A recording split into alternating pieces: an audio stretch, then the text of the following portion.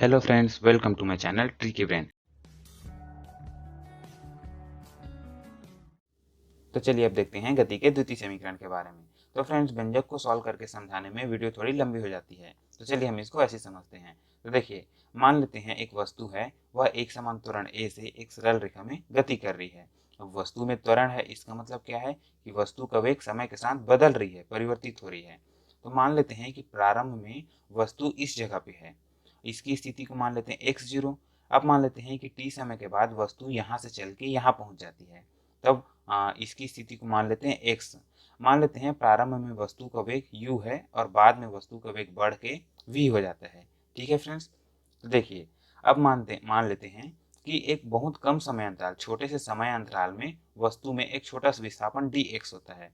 तब हम वेग की परिभाषा से जानते हैं, वेग बराबर क्या होता है, विस्थापन बटे समय।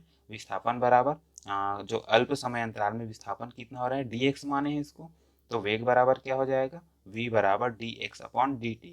यहाँ जो dt है यह भाग के रूप में है, जब इसको पक्षांतर करेंगे तो v के साथ गुणा हो जाएगा, v into d t equals to d x, या फिर हम इसको dx बराबर v इंटू डी टी भी लिख सकते हैं। ठीक है फ्रेंड्स, तो देखिए गति के समीकरण एक से हम जानते हैं v बराबर क्या होता है, u प्लस ए टी। तो v के इस वैल्यू को हम इस समीकरण में रखेंगे और आगे हल करेंगे।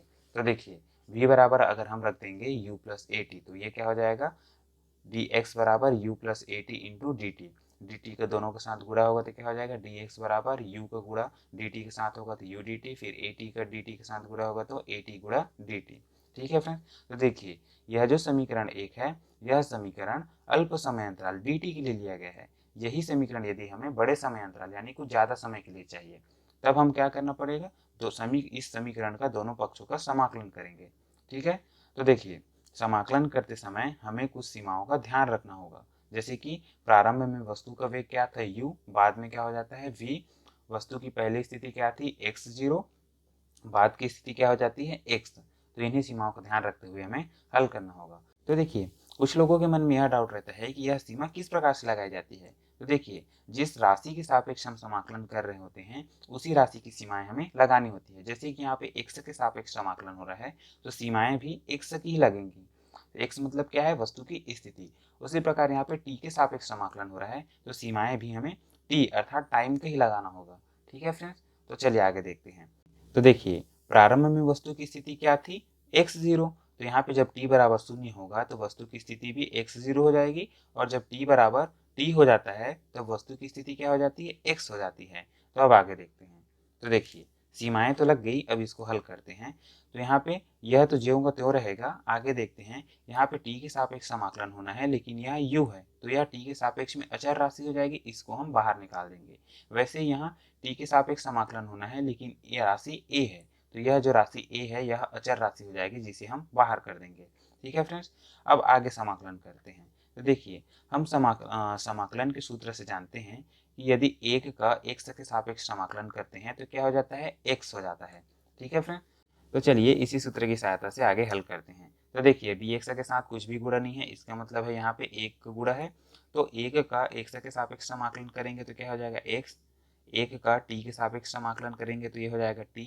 वैसे ही यहाँ पे देखिए, यहाँ पे t का करना है तो हम समाकलन का एक और सूत्र जानते हैं। यदि x का घात n है और x का घात n का हम x के सापेक्ष समाकलन करेंगे तो क्या हो जाता है, x का घात जो भी संख्या है घात में, उसमें एक जोड़ देते हैं, और जो भी घात में है उसको हम नीचे में लिख देते हैं।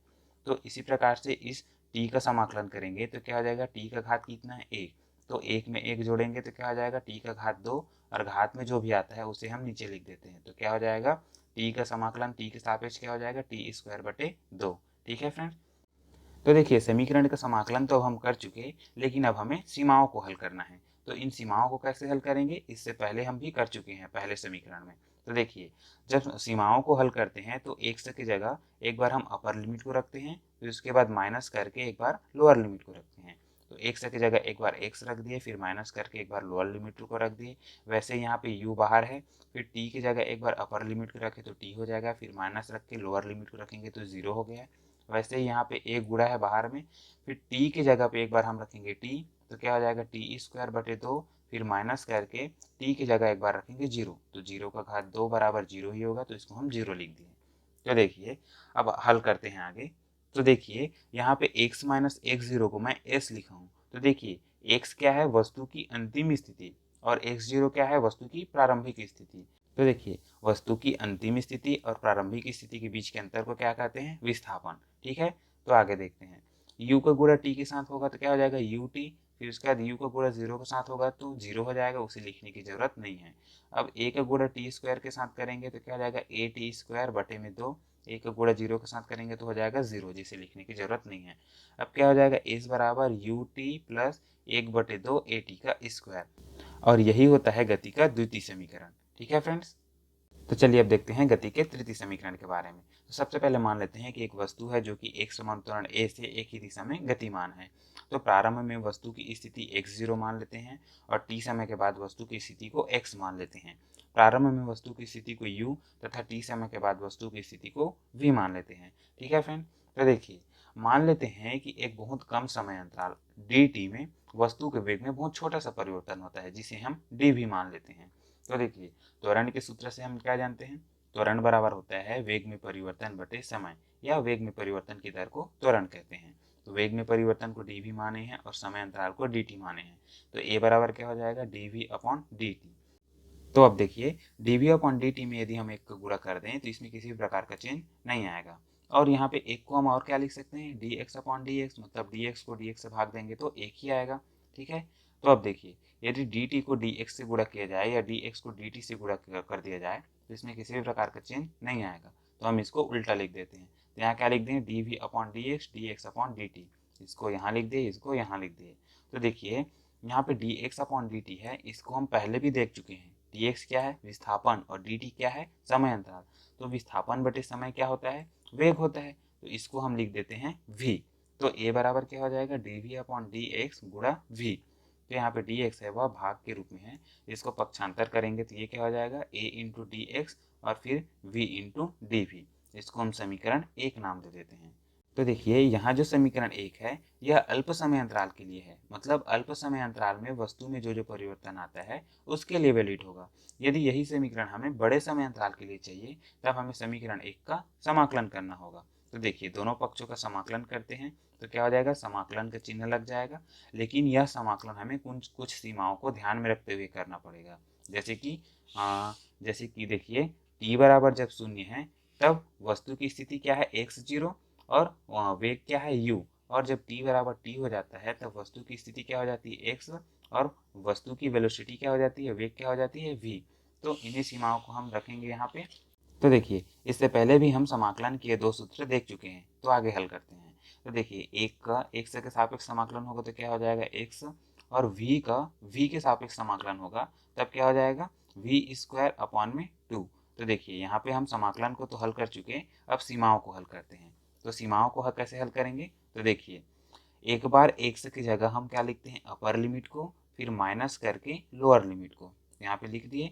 वैसे ही यहाँ पे v की जगह एक बार अपर लिमिट लिखेंगे v स्क्वायर अपॉन 2, फिर एक बार माइनस करके लोअर लिमिट को लिखेंगे, तो v की जगह u लिखेंगे तो u स्क्वायर बटे 2। ठीक है, तो चलिए आगे हल करते हैं। तो देखिए यहाँ पे वस्तु की अंतिम स्थिति और प्रारंभिक स्थिति के अंतर को क्या कहते हैं, विस्थापन, जिसे हम s से डिनोट करते हैं। और यहाँ पे देख लेते हैं v square upon 2 u square upon 2, जब दोनों का लघुत्तम लेंगे तो क्या हो जाएगा 2। ठीक है, तो यहाँ पे 2 जो है वह भाग के रूप में है, जब पक्षांतर करेंगे तो यहाँ गुणा हो जाएगा as के साथ, तो 2as बराबर में क्या हो जाएगा v square minus u square. यहाँ पे u स्क्वायर माइनस के रूप में है, इसको भी पक्षांतर करेंगे तो ये क्या हो जाएगा, प्लस हो जाएगा।